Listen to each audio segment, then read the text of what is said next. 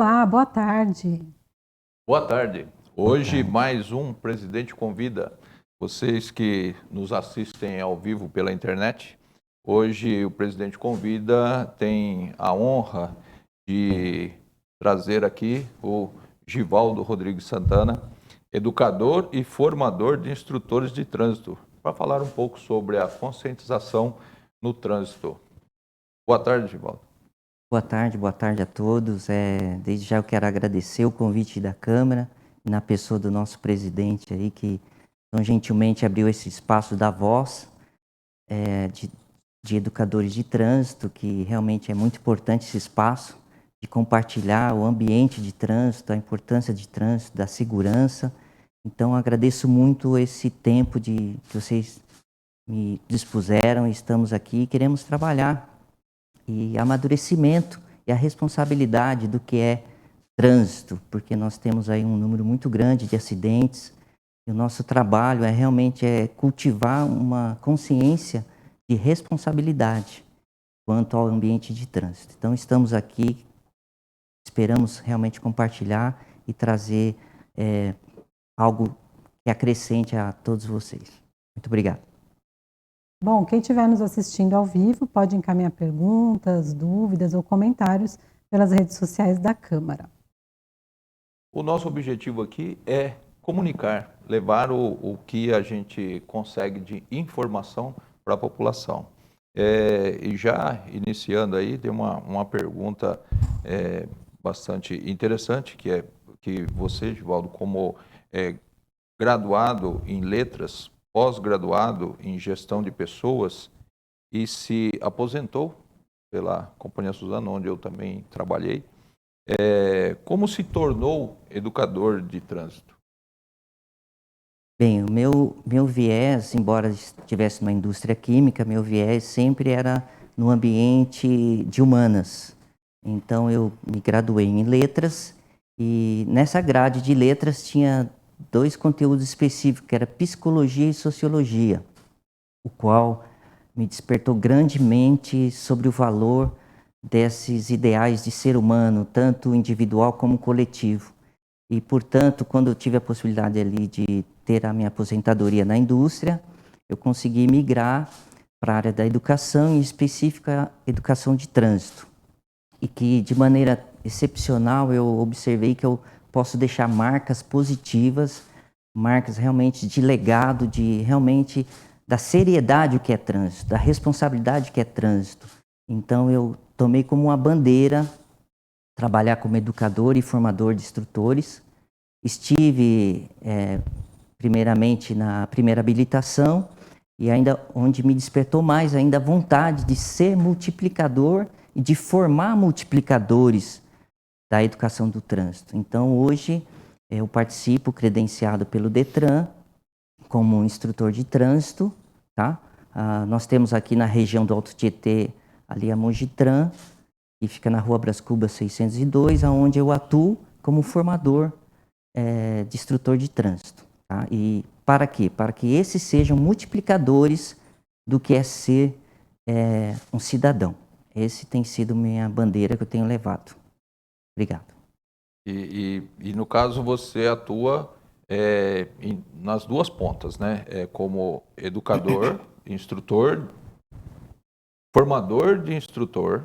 Aí depois você também atua como examinador. E como que é fazer esse trabalho? Tem muita diferença entre um ponto e outro? Então, para a gente entender a atribuição de cada um, a gente precisa entender o processo de habilitação. E nesse processo de habilitação, nós temos ali a avaliação psicológica e médica.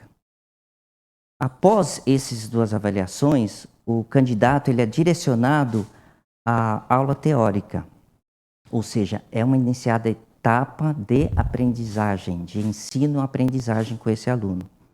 Essa aula teórica corresponde a 45 horas aula, em que teremos ali conteúdos de legislação, direção defensiva, primeiros socorros, noções de meio ambiente, cidadania e mecânica básica.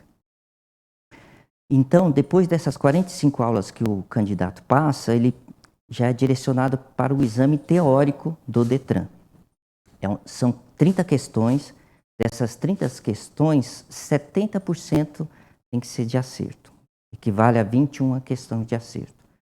Após essa etapa teórica, o candidato é direcionado à aula prática veicular, no qual, para obtenção, é necessário 20 horas aulas, tá?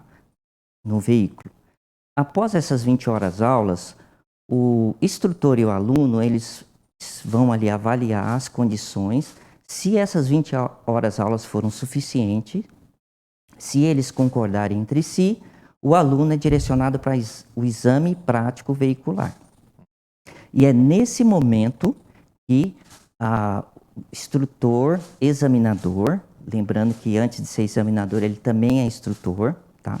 Para ele atingir a etapa de examinador, ele tem que passar também pelo processo de instrutor. E todo esse ensino-aprendizagem, o examinador é parte integrante desse ensino-aprendizagem. Esse examinador-instrutor, ele vai avaliar a situação da obtenção desse candidato, se ele absorveu os elementos teóricos e práticos necessários para ele obter a permissão para dirigir. Portanto, nesse momento, esse examinador está fazendo parte integrante desse ensino e aprendizagem. Okay? E você forma o instrutor? Eu formo o instrutor, formo o examinador. E também é examinador? Não, no momento eu formo examinador, tá? Ah, tá. E eu também formo diretor-geral, diretor de ensino, que são trabalhadores ali direto no CFC, né? Que é o Centro de Formação de Condutores. Então, a minha atuação é direta, realmente teórica e como um instrutor teórico. Sim, e você costuma dizer que o seu foco não é apenas a formação de condutores, mas na formação de cidadãos. Explique Exatamente. o que significa isso. Então, nós queremos que realmente mude a intenção e o foco desses novos candidatos, porque nós entendemos que a maioria deles ali pensam que você está ali só para aprender conteúdos técnicos de como conduzir um veículo. Só que é necessário a gente entender que vai muito além de conduzir um veículo. Nós precisamos mostrar para esse candidato que ele vai fazer parte integrante de um ambiente de trânsito. Ou seja, uma via ao qual você vai ter outros condutores, outros pedestres, animais na via, a próprio órgão público, que é um agente ativo ali na via de trânsito, porque a via de trânsito quem cuida é o órgão público. E quando eu vou compartilhar com meus instrutores, eu procuro trabalhar isso neles. Que eles demonstrem a responsabilidade para esse novo candidato. E uma boa parte desses novos candidatos, eles têm 18 anos, ou seja, são muitos novos e precisam entender da responsabilidade que eles vão adquirir após a obtenção da CNH. Que essa responsabilidade, ela vai muito além de você só estar num trânsito conduzindo um veículo. Você está interagindo e pode ter responsabilidade civil e criminal da sua ação, omissão e erro. Então, por isso que nós levantamos essa bandeira de não formarmos apenas candidatos que saibam conduzir um veículo, mas que entendam que eles são responsáveis por todas as ações na via pública. Mesmo porque a gente estava, o mês passado foi o Setembro Amarelo, né? Que é o combate ao suicídio, né? E no mesmo mês tem a semana de prevenção de acidente de trânsito. Sim, exato. Né? Então, ele até coincide. E até vem muito a calhar com o que você está falando, porque eu vejo assim, que um condutor, quando ele dirige, ele conduz o veículo com pouca responsabilidade, no caso, ele acaba não só sendo um suicida, como ele também é um homicida. Porque ele põe a vida dele em risco e põe a vida de outros também em risco, né? Então, isso é uma responsabilidade muito grande. Eu acho que nisso aí entra muito bem o que você acabou de colocar. A responsabilidade de quem está atrás de um volante, né?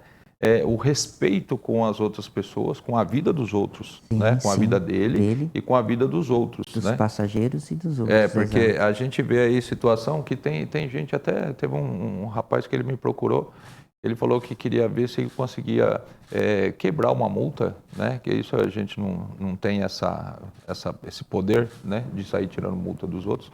Mas o cara veio me procurar porque ele falou que ele foi multado, né? Porque ele buzinou na faixa de pedestre para o pedestre andar mais rápido, né? Então, você vê, o cara, ele está com tanta pressa que ele esquece que o pedestre ou o outro tem o direito dele de usar a via e o outro carro também, né? Então, que nem, eu não sei, eu acho que, eu não lembro quando foi a última vez que eu acionei minha buzina, né? Eu não uso, né? Não tenho esse hábito, né? Ok, tá E bom. o pedestre também é sempre prioridade, de acordo com Sim, o de Código acordo de com o Trânsito, código, né? artigo 29. Às vezes a gente Sempre. corre assim, a gente vê situações onde o pedestre não é muito bem instruído também. Sim, Porque sim. o condutor, ele tem lá a sua formação, mas o pedestre ele não tem a formação de como usar as vias, né? Então muitas vezes você chega e você para o carro numa faixa porque tem um pedestre lá. Mas só que o cara, em vez de ele estar olhando, ver se o carro parou para ele atravessar, ele está olhando a lua, se está bonita, ou olhando o celular para ver se mandaram mensagem ou respondendo mensagem. E você fica parado ali um tempo esperando o cara te ver que você parou para ele poder atravessar, né? Então, e se você buzinar, aí você se complica mais ainda, né? Então, quer dizer, aí de repente o cara passa, aí ele é ruim porque ele passou e não deu a vez para o cara atravessar. É muito complicado isso. Sim. Tem os dois lados. A educação, na verdade, eu acho que ela É é o foco, inteira, é o né? foco. Tem que ser em tudo. Thaís, tem algum comentário de Não, internauta? por enquanto tem só as pessoas assistindo a gente aqui ao vivo. Assistindo e mandando oi, tô aqui. Então, e da mesma forma, qual o principal problema que você vê como examinador de trânsito? Examinador, É, tanto como examinador e instrutor, quando nós pegamos ali o novo, né, colega de trabalho, que eu já os considero assim colegas de trabalho, sim. a minha maior dificuldade é quebrar um paradigma que vem com eles. E o Código de Trânsito Brasileiro, ele foi estabelecido apenas para punir Uhum, aquela conhecido como indústria da multa. uhum. Então, grande parte dos colegas que chegam lá, eles chegam com essa ideia de que o Código de Trânsito Brasileiro tem um intuito apenas de punição, Punitivo. de infração. Então, é um trabalho grande durante esse percurso de 180 horas para formar um instrutor. Nós trabalhamos, eu e meus colegas, né, que tem outros colegas também que atuam, para quebrar essa ideia e reconstruir uma ideia realmente da importância do Código de Trânsito Brasileiro, que no seu primeiro artigo, no parágrafo 5, ele diz que a prioridade é a defesa à vida, e nela a saúde e o meio ambiente e cidadania. Então, essa é a maior dificuldade, tanto no instrutor quanto no examinador, porque o candidato vai até o examinador entendendo que ele já está predisposto a reprová-lo. Só que ele esquece que esse examinador, ele tem regras pré-estabelecidas pelo órgão executivo de trânsito sobre os itens que ele tem que avaliar no aluno. E a responsabilidade desse examinador é grande na ética profissional, porque se ele usurpar essa ética, ele pode ser responsabilidade civil e criminalmente. Então, o candidato ele já tem esse preconceito do examinador.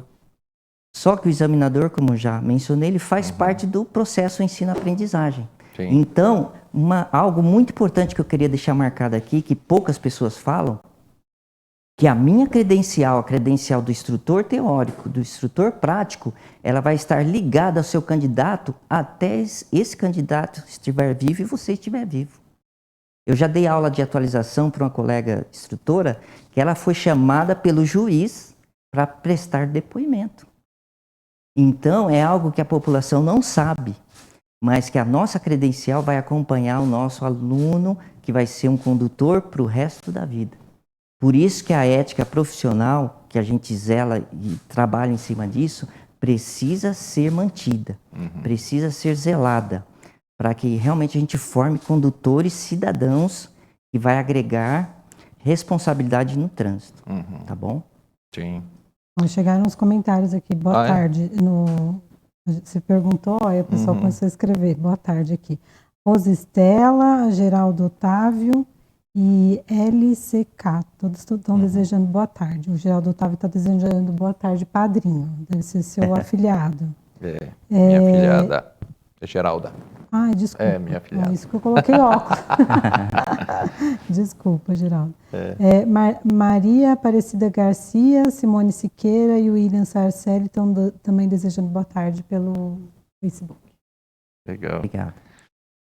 Bom, em levantamento publicado pelo jornal Diário de Suzano, tivemos no município um aumento de 6 para 20 mortes no trânsito entre janeiro e agosto de 2023.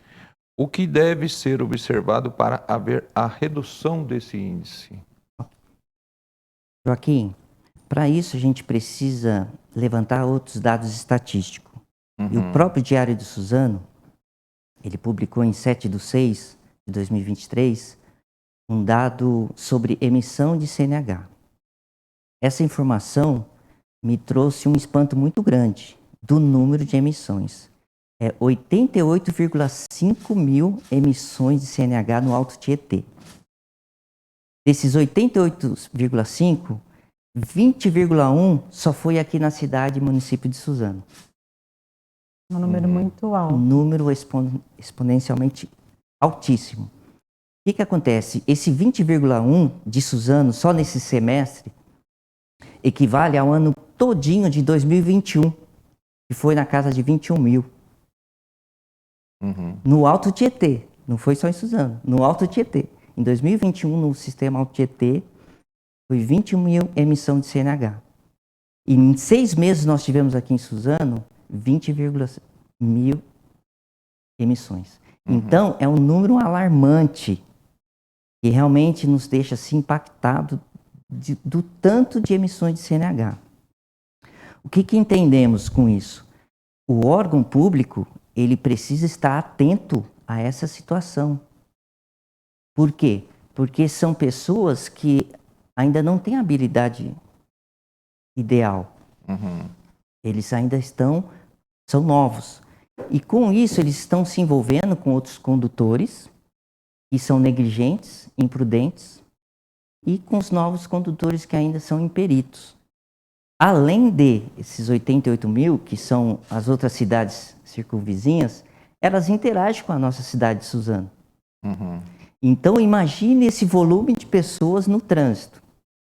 Então, o que acontece? O órgão público precisa estar sensível a essa estatística e se mobilizar para tomar medidas apropriadas para absorver esse número exponencial de emissões de CNH, que certamente estarão no trânsito. Tá? Então, a gente vê com muita preocupação de haver essa falha e falta de observação dos órgãos públicos, porque isso aí vai gerar esse número triste de acidentes com óbito. Então, é muito preocupante, por isso que a gente sempre incentiva, e nós vemos esse número de 88,5, a importância do educador de trânsito. A importância que nós, como profissionais, temos sobre esse público que vai estar aí no dia a dia com a gente, interagindo conosco, condutores antigos. E que não tiveram talvez estão lá dirigindo muito bem, porém não tiveram essa preocupação que você mesmo disse que tem em formar cidadão, né? Sim. E aí não esteja talvez preocupado com o outro. Não nasceu nele essa diferença, esse meio, essa vida em comum com todos, né? E aí complica um pouco. Eu até tinha comentado sobre, um pouco antes da entrevista, sobre aquela situação que você está na via e aí você dá seta que vai virar para a esquerda.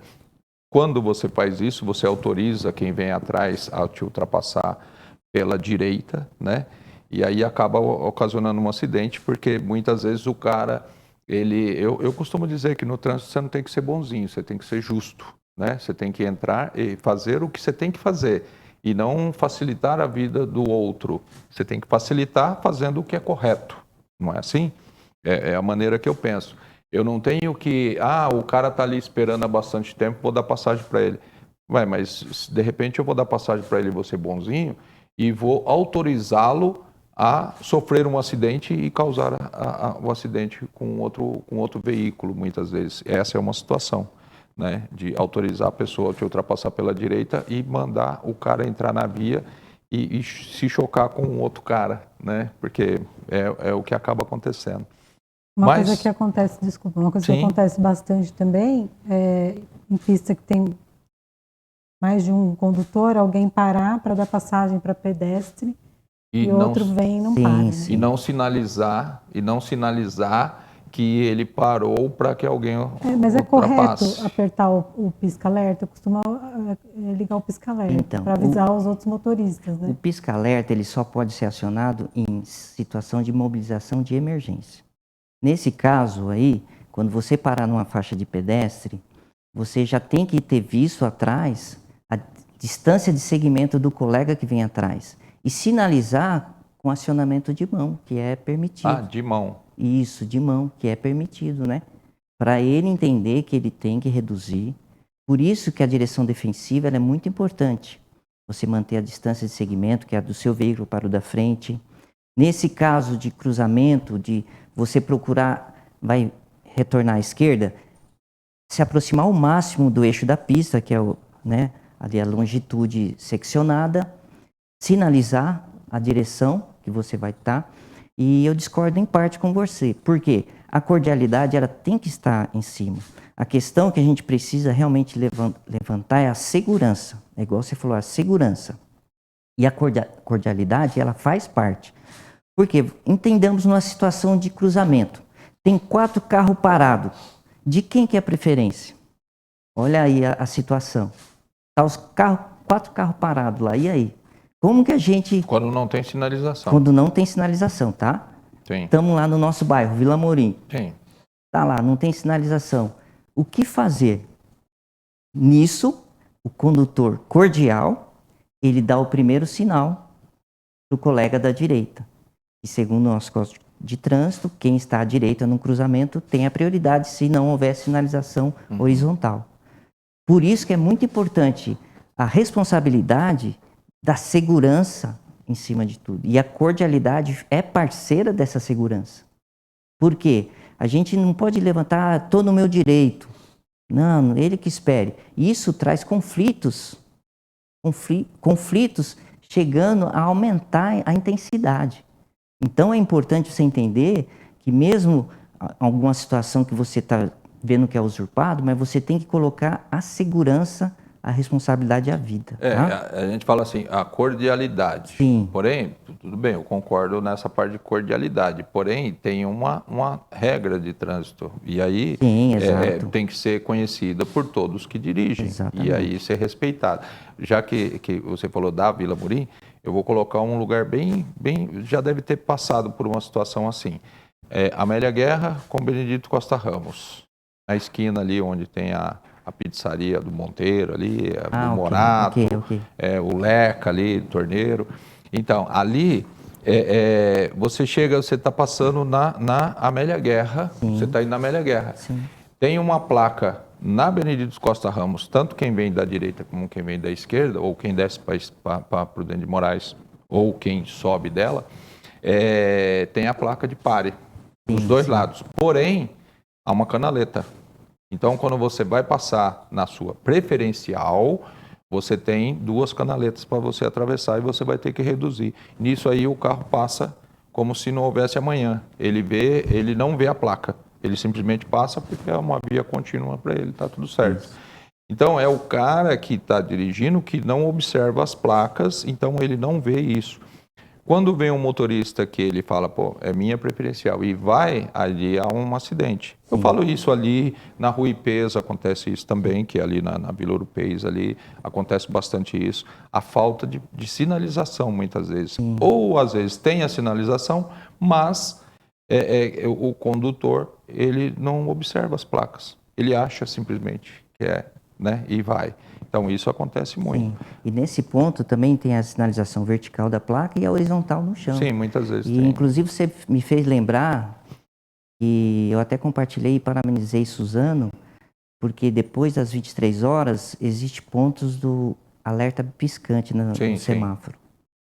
E eu trouxe isso para o ambiente de sala de aula, para a gente fazer uma reflexão a respeito de um horário alto, se isso era positivo ou negativo. Uhum. E nós debatemos ali e realmente a gente viu a importância desse alerta. Por quê? Do ponto de vista de direção defensiva. Quando você passa num sinal verde, num cruzamento, geralmente você passa com uma certa segurança. Sim. E, infelizmente, no período noturno, há pouco respeito em cruzamentos com semáforos. E esse sinal de alerta conduz você a passar com cuidado nesse cruzamento. Uhum. Então, por isso que eu parabenizei Suzano por essas atitudes, a partir de horários mais elevados, de colocar esse semáforo de alerta. Uhum. Porque nós temos conhecido o chamado roleta russa.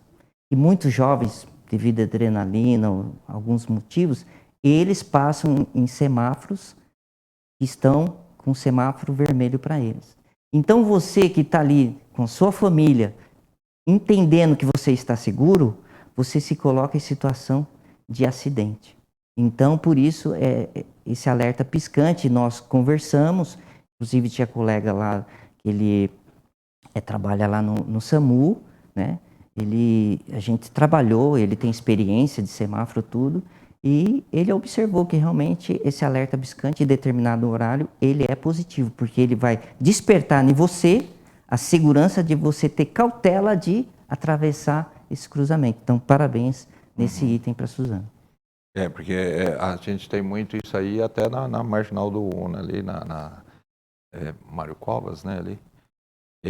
Ali, a gente vê muitas vezes quem está na Marginal, né, no caso, tanto indo como voltando, eles vêm ali numa velocidade fantástica, né? Que a gente vê, tem uns carros que tem um ponto ali que ele até levanta o voo, né? Que ali perto da PAI, quando você vai tem a elevação da pista. Daqui para lá, tem a elevação da pista, o carro passa e a gente vê que ele meio que voa, né? Então, quando você vai cruzar ali, tem que ter muito cuidado mesmo, né? Porque ali é bastante perigoso.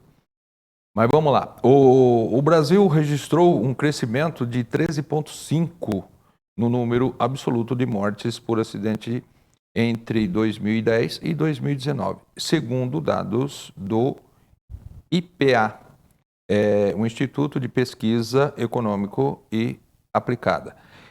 E a taxa de mortalidade no trânsito aumentou 2,3% no mesmo período, chegando a 390 mil óbitos. Quais os motivos que fazem o trânsito do país ser tão perigoso e letal? Então, para essa situação, quero pontuar duas situações. Primeiro é sobre o órgão que é o Instituto de Pesquisa Econômica Aplicada. Esse órgão, ele verificou números, tá? E nesse mesmo índice que ele verificou do acidente, ele também verificou que houve uma queda de investimento na segurança do trânsito de 75% nesse período de 2010 a 2019. Dos 5% que o FUNSET arrecada da infração de multas, desses 5% que a gente pensa que é 5% é pouco, mas são um número exorbitante, população. Foi reduzido 75% de investimento na infraestrutura e na educação e conscientização do trânsito. Então, esse ponto do Instituto de Pesquisa demonstrou esse ponto de melhoria, que nós precisamos, como educadores e órgão público, entender que segurança no trânsito é investimento, não é desperdício. E nesse mesmo estudo, eles demonstraram que se gasta 50 bilhões de reais com acidentes e sinistros de trânsito. Então, a gente observa que existe assim, a sensibilidade do órgão público de entender que investir em trânsito, segurança de trânsito, é investimento, é redução de acidente, tá?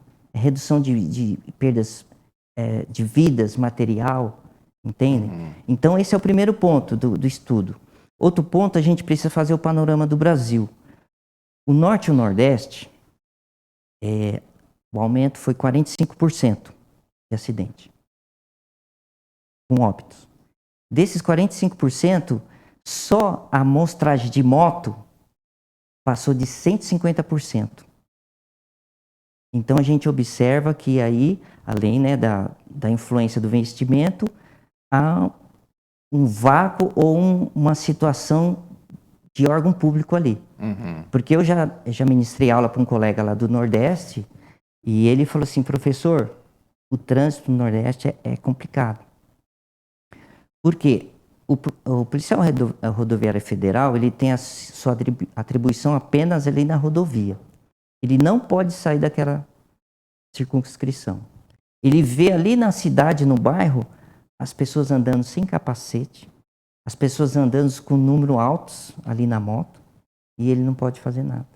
Então, nesse detalhe do Norte e Nordeste, o que nos causa preocupação é essa intervenção do órgão público.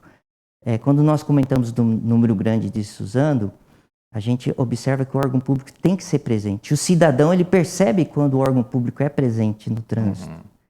Então, esse item foi do Norte e Nordeste. No Sul e Sudeste, teve assim, de 1,5 a 2,8 de redução. Olha só, vamos pôr na balança. Aqui tem o maior número de frota, no Sul e Sudeste. Só que mesmo assim teve uma redução de 1,5 a 2,8. Parece pequeno, mas é muito. Ou seja, mesmo com investimento reduzido, mesmo com isso, aqui no Sul e Sudeste ainda há aquele cuidado especial para situação de trânsito. Já no Centro-Oeste foi 14%. A gente também observa, porque lá tem muitas rodovias. E os acidentes graves e fatais geralmente acontecem em rodovias. Praticamente 99, tantos por cento de óbitos. Por quê? Desrespeito à faixa contínua, alta velocidade e colisão frontal. A gente lembra da aula de cinética, né? Um veículo a 100 km por hora e outro a 100. Então, soma essas duas velocidades. Então, geralmente, é só por um milagre que a pessoa escapa com vida, tá? Então, a gente fica preocupado. O que a gente não consegue entender é que o Código de Trânsito é o mesmo para o Brasil todo. Mas existem essas particularidades de regiões. O que a gente precisa trabalhar para que seja unificada essa ideia. Sim. Tá bom? É até interessante você falar de regiões, porque uma vez eu estava ali, eu me perdi, eu gosto de me perder, né? Eu estou andando, eu tenho que andar sempre com o tanque cheio, porque eu estou indo para um lugar, de repente, quando eu vou ver, eu estou em outro que eu não queria estar. Aí, uma vez eu estava ali, eu acho que é Itaim ou Itaquera, sei lá, aquela região ali, e eu comecei a ver, passa um motoqueiro sem capacete, passa outro sem capacete. Eu falei, olha, aqui a lei é outra, né? Eles aqui não são obrigados a usar capacete, né? E assim de calça, chinelo, né? E vão dirigindo por lá, que nem doido, né? E uma outra situação que eu vi, aqui no centro aqui de Suzano, eu parei num semáforo, aí parou um carro do meu lado, no semáforo, e um comentou com o outro, falou assim, olha, aqui eles usam cinto. De que mundo será que esse cara veio? Né? Porque ele viu que aqui em Suzano todo mundo usa cinto. E o cara comentou isso. Porque eu acho que da cidade que ele veio, ninguém cobra nada. Aí é onde entra o poder público. Lá não cobra o capacete. Aqui, né, esse cara de onde ele veio não cobram tanto o cinto e não colocam a necessidade do cinto, né? E aqui já tem o hábito, você entrou dentro do carro, antes de ligar o veículo, você já bota o cinto primeiro. Tanto que o movimento já é automático, né? A gente que dirige, quando eu estou do passageiro, eu fico procurando o cinto aqui, né? Mas é do lado de cá, né? Então a gente até se atrapalha um pouco, a gente está acostumado, a gente já coloca, né? Normal. Joaquim, chegaram mais? Sim, legal. Tem comentários aqui, pessoas desejando boa tarde também pra gente. Luzia Gomes da Silva, Antônio Carlos Machado, está dando boa tarde, presidente. Sueli Silva, Massariol Massa, e a Expedita Suzete, meu querido presidente da Câmara de Suzano, Joaquim Rosa. Espero que o filho dela esteja bem melhor. Da Expedita, ele esteve internado, mas a gente tem feito bastante oração para a recuperação dele, o Expedita. Só que eu vi, tem que comentar. Claro. Então, os acidentes com motocicletas foram os que mais pesaram nas estatísticas, né? Representando 30% de mortes no trânsito. E isso coincide com o período de aumento de motos em circulação no país, por causa da explosão dos serviços de entrega de refeições. Como melhorar essa equação? Como reduzir esse... Então, Joaquim, é importante a gente entender que a gente precisa profissionalizar o mototaxista e o motofretista. E com isso, existe a Resolução 943 de 2022 que regulamenta que esse profissional ele tem que ter o curso para ter atividade profissional. E o que a gente nos preocupamos é que esses clandestinos são um número muito grande. Nós, do trânsito, não somos contra a atividade profissional, contra o trabalho dele, mas nós precisamos que ele entenda a responsabilidade que é de ser um profissional do trânsito, motofretista ou mototaxista. Então, nós entendemos que precisa profissionalizar esse público, essa categoria, que eles são muito importantes, eles foram imprescindíveis na época da pandemia, né? No Covid. E o que nos causa preocupação é essa. O órgão público, às vezes, entendo eu, que poderia mobilizar alguma possibilidade de incentivar esse profissionalismo, para que esses entendam o risco que é. E tanto que a gente vê os exageros desses motociclistas, eles fazendo entrega, eles fazem o chamado zerinho, fica empinando. A nossa pizza que é 4 queijos, lá chega que você não sabe nem qual queijo que é o que está lá. Então a gente vê que há sim essa falta de responsabilidade de exigir desses profissionais que eles se preparem. Inclusive até estendo aos colegas, né, de aplicativo, que eu dou assim, aula para taxista, que eles precisam se atualizar, e eles ficam perguntando, poxa, mas e eles? Não tem um curso? Não tem um trabalho de direção defensiva? Esses 88,5 milhões de novos condutores, alguns deles já vão trabalhar como aplicativo. Então, isso nos causa realmente uma preocupação grande, desse grande número de colegas trabalhadores que precisam do trabalho, mas que não são profissionalizados. Então, a gente realmente leva isso com muito cuidado, porque até o Código de Trânsito menciona que esses profissionais têm que realmente trazer uma certidão negativa da sua vida pregressa. Ou seja, quem está entrando ali na sua casa, no seu portão, você entende? Então, isso realmente é um item que o órgão público tem que sentar e trabalhar em cima de sanar e diminuir essa situação. Porque o empregador, ele não se preocupa com isso. Só que quando esse colega sofre um acidente, não tem apoio. O empregador deveria se preocupar. Exatamente, não tem apoio. Geralmente, acidentes com motos são acidentes graves que deixam sequelas para o resto da vida, né? Temos até um colega que caiu da moto e ficou paraplégico.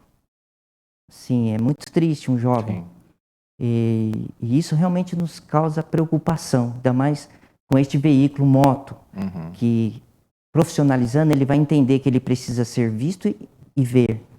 Ele não vai, como hoje acontece que você está com o veículo aqui, ele vira, o seu ponto cego do carro não te permite ver, e quando você faz uma conversão, ele acha que foi intencional. Só que não foi. Eu sou motociclista também.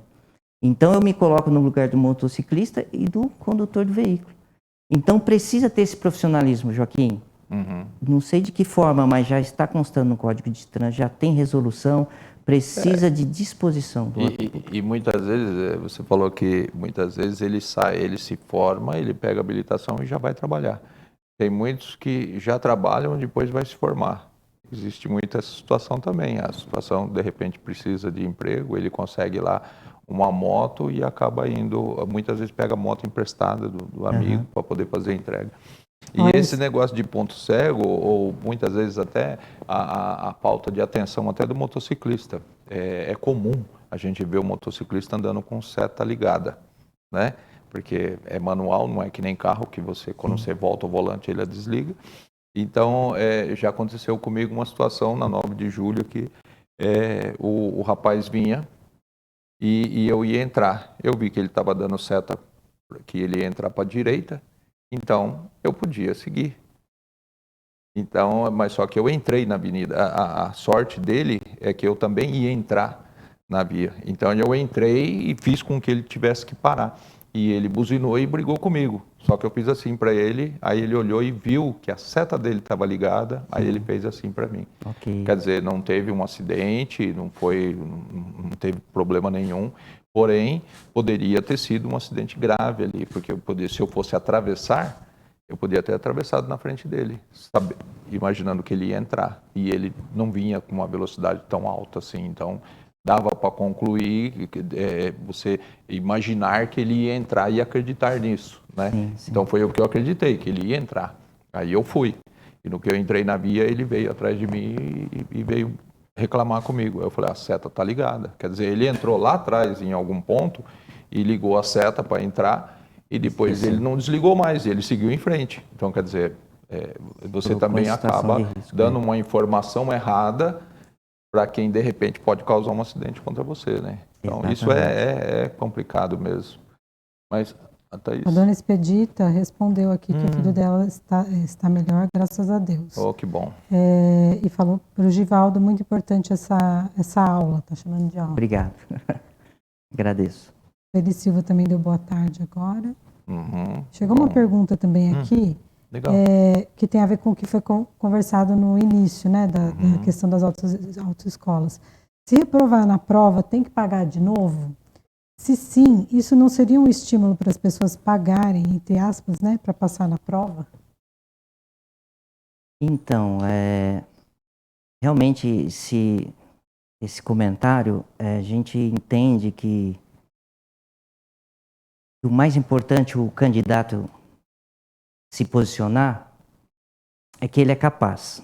Por isso que a educação que a gente procura multiplicar com os nossos colegas é dar esse apoio ao candidato.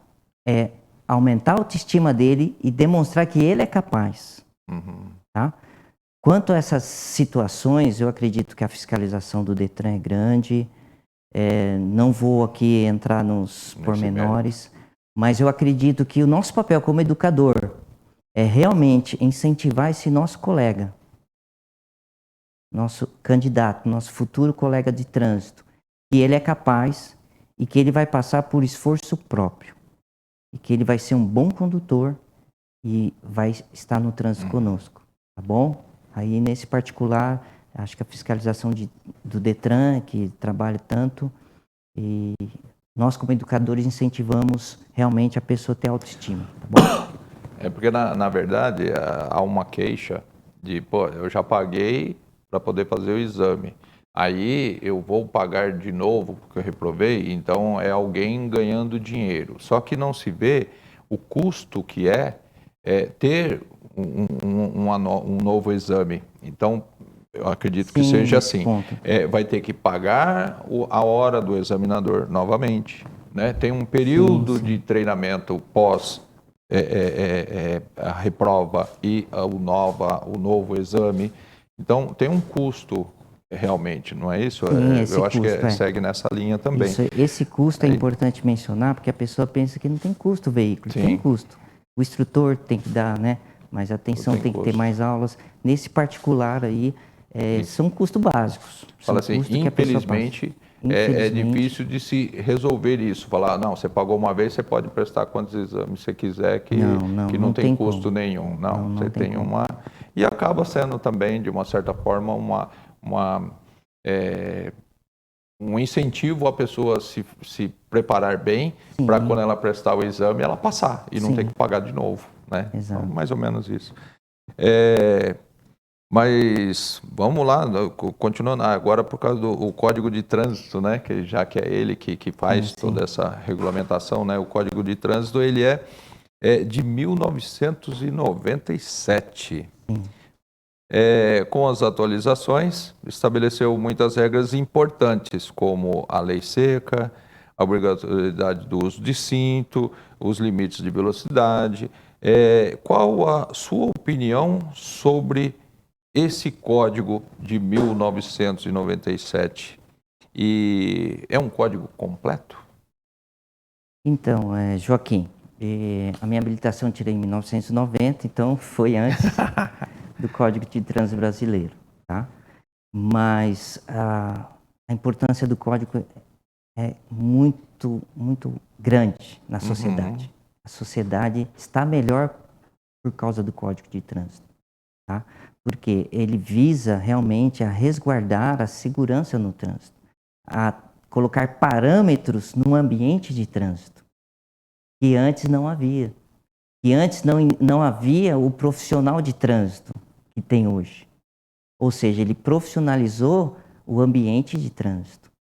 Ele pôs limites no ambiente de trânsito. Eu sou da época de 1990 que eu pensei que o cinto de segurança não ia vingar.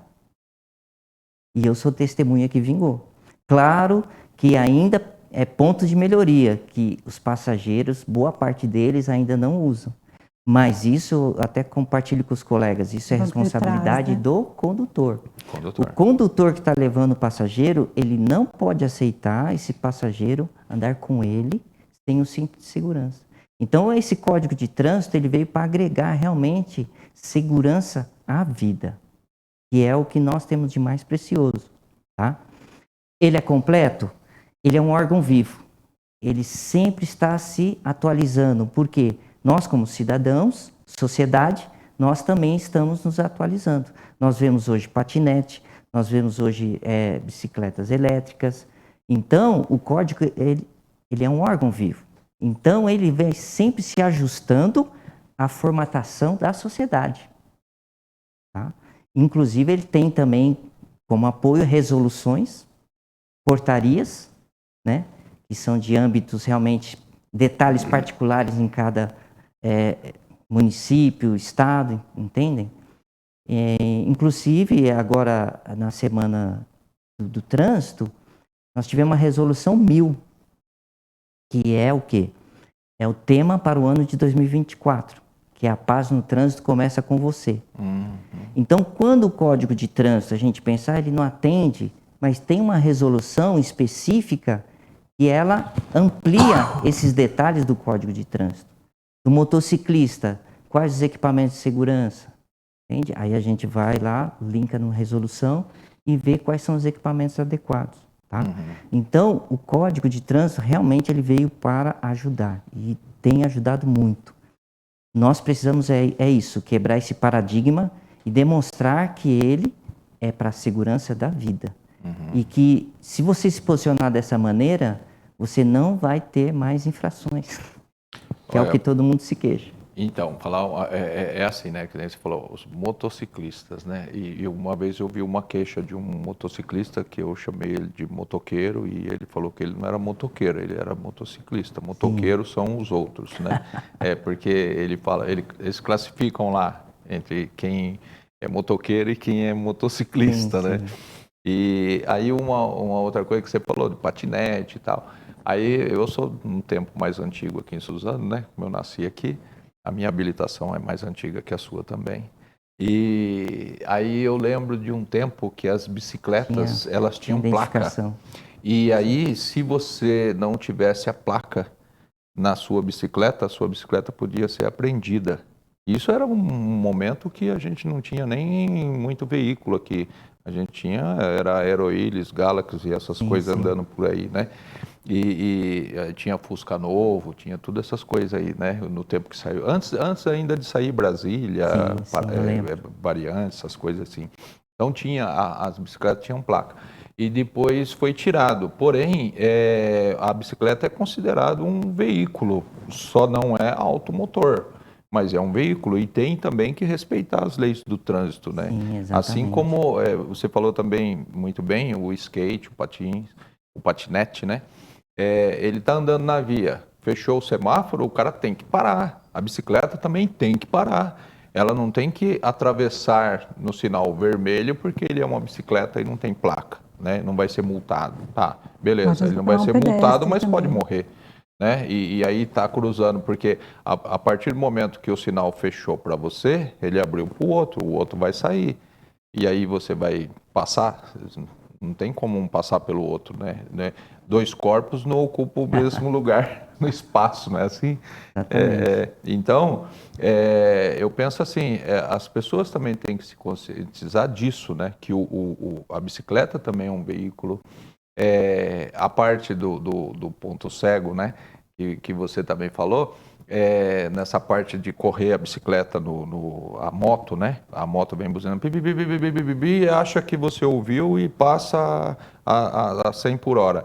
Se você naquele momento, justo naquele momento, você ia fazer uma mudança de faixa, né, que é via dupla, você pode mudar de faixa ao momento que te permite. Só que o cara vem vindo lá atrás e você não ouviu a buzina do cara e você entrou na frente dele e já foi o cara para o espaço, né?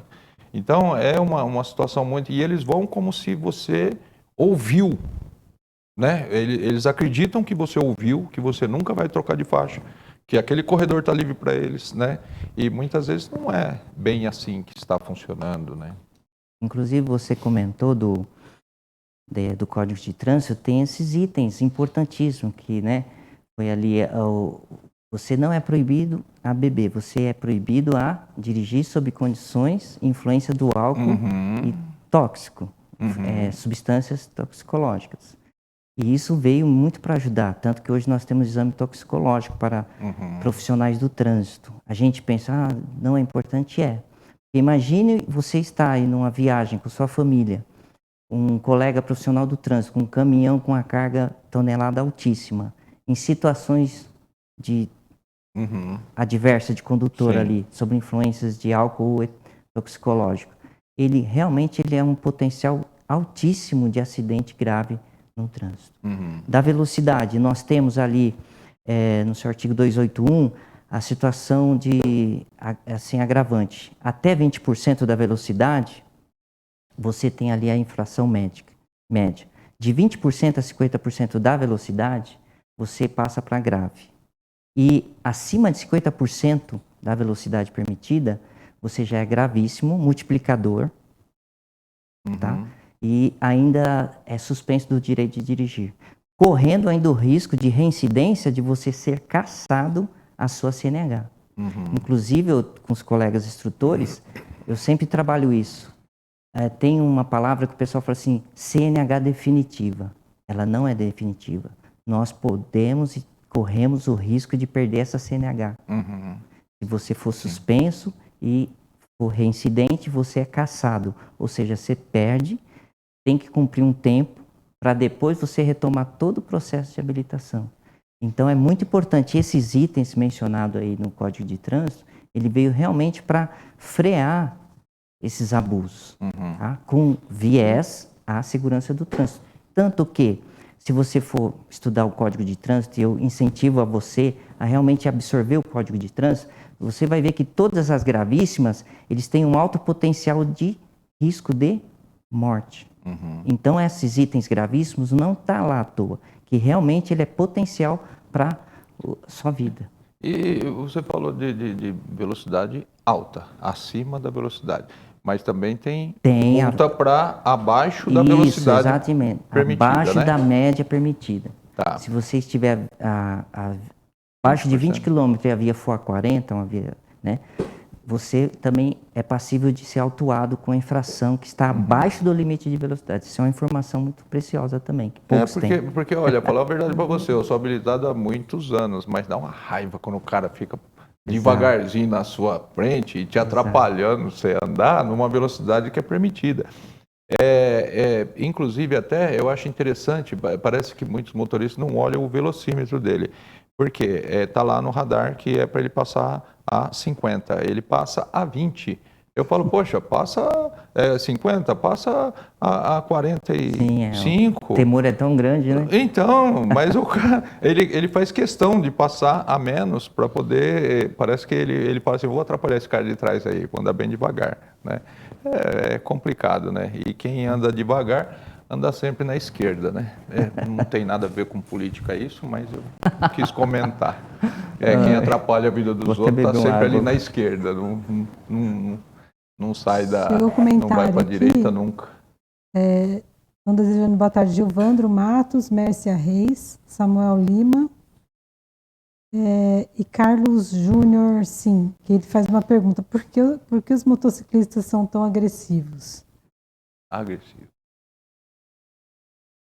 Geralmente o motociclista, por ter a falsa liberdade de agilidade e tal, ele entende que o condutor do veículo, o carro, um veículo maior, não facilita para ele. E é onde está que realmente aquele entendimento de relacionamento no trânsito. E você está com um veículo mais rápido, aonde o veículo pode não ter te visto e acontecer um acidente. Pela mobilidade muito rápida do motociclista. Uhum. Por isso que é importante esse motociclista ver e ser visto. E ele realmente proceder como um cidadão, tá? Porque muitas das vezes essa pressa que ele tem acaba em situações muito tristes. Tá bom? Eu também tenho habilitação A. E aí, uma coisa que eu sempre me preocupei, em olhar no espelho, no espelho do carro para ver se eu consigo ver o motorista me vendo. Exatamente. Né? Então, você olha lá e vê se o motorista está olhando para você poder dar sequência. É por isso que eu falei, eles simplesmente vão, eles não estão esquentando a cabeça se você está vendo ou não. Né? Então, muitas vezes, você tem que ver se o cara te viu. Né? Porque como é que você vai fazer um movimento sem saber se estão realmente te vendo? Né? Eu queria fazer uma observação até muito importante. Eu tive um colega que era policial civil que esteve conosco lá e ele deu uma informação muito preciosa. Situação de você com motociclista. Se você tiver algum contato, esse motociclista cair, você perguntar para ele, né, porque esse é o papel do condutor, realmente ajudar, e ele falou assim, não, tá tudo bem pegar a moto e ir embora. Esse nosso colega policial, ele falou assim, olha, faça um boletim de ocorrência. Pega, se possível, uma testemunha ali no local, porque infelizmente há algumas pessoas que depois, naquela adrenalina, não percebem, mas se machucaram. Depois ele vai até o órgão policial e fala que houve omissão de socorro. E você, na inocência, pensando que não deu nada, daqui a pouco chega uma intimação para você. Uhum. Então fica aqui uma dica, se acontecer alguma eventualidade no trânsito, de um esbarramento, dessa situação com o motociclista, procure realmente dar um socorro, parar, pegar o nome, né, fazer os procedimentos ali, se possível uma testemunha, para evitar possíveis situações futuras que possam prejudicar você. Porque o trânsito, ele é tenso e complicado. Então fica aqui essa sugestão que eu também aprendi com meu colega policial. Legal, muito importante mesmo. Vamos lá, em geral, a maior parte dos acidentes de trânsito poderia ser evitado. Que dica você dá aos motoristas, principalmente aos recém-habilitados, para evitar acidente?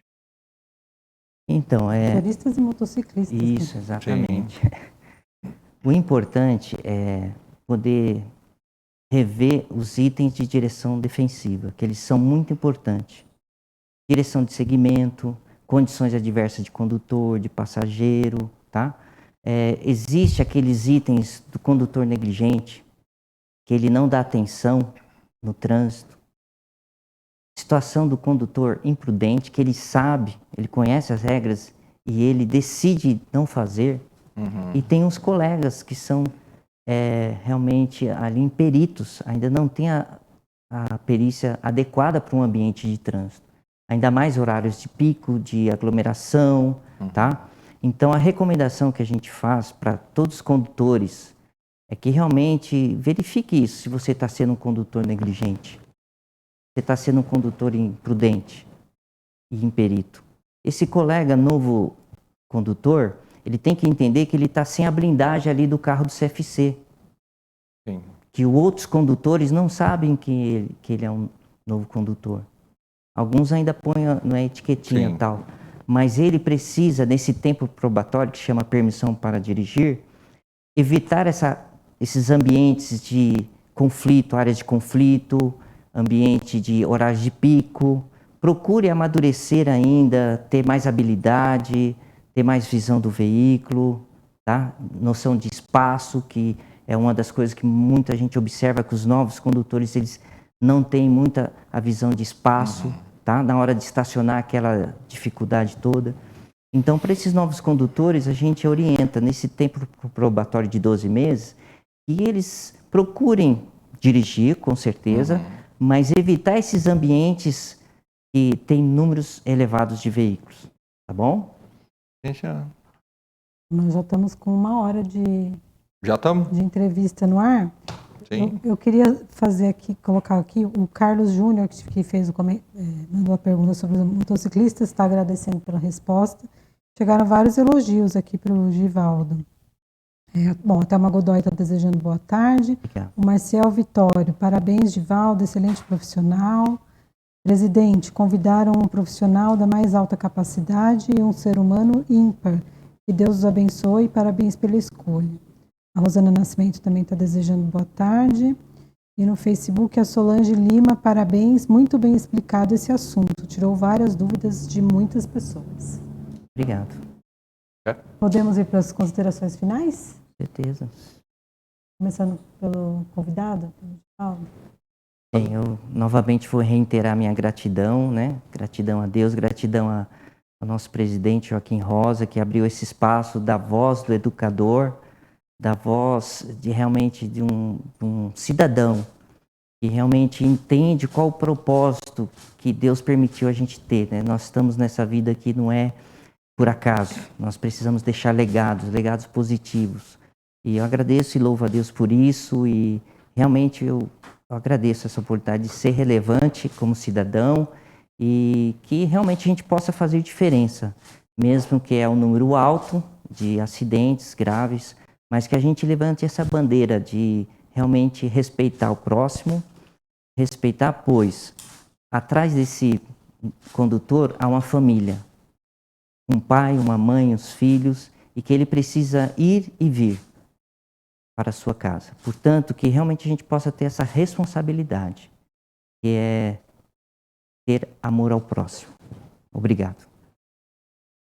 E agora encerramos o presidente convida, que hoje teve a participação, colaboração do nosso educador e instrutor de trânsito, Givaldo Rodrigues de Santana. Obrigado. Muito obrigado por ter aceito nosso convite, muito obrigado por fazer parte dessa mudança, dessa vontade de mudar o trânsito brasileiro, que é um trabalho muito grande. A gente fala assim, eu falo trânsito brasileiro, quando eu falo de Câmara, eu também falo brasileiro, porque a gente começa pequeno e faz muito. E isso estende a vários lugares. Como você mesmo disse, deu instrução para a pessoa lá na Bahia, né? E muitas vezes nossas redes sociais, elas também são vistas por pessoas de outra cidade e outros estados. Mas muito obrigado a todos, muito obrigado. Por participarem e nos ajudarem aqui com nosso bate-papo aqui, nossa entrevista no Presidente Convida. Eu também queria agradecer a participação do público, né, que mandou perguntas, mandou comentários e sugestões. E continuem acompanhando as nossas transmissões. Amanhã a gente tem a transmissão ao vivo, às 18 horas da sessão ordinária da Câmara. Até a próxima. Tchau.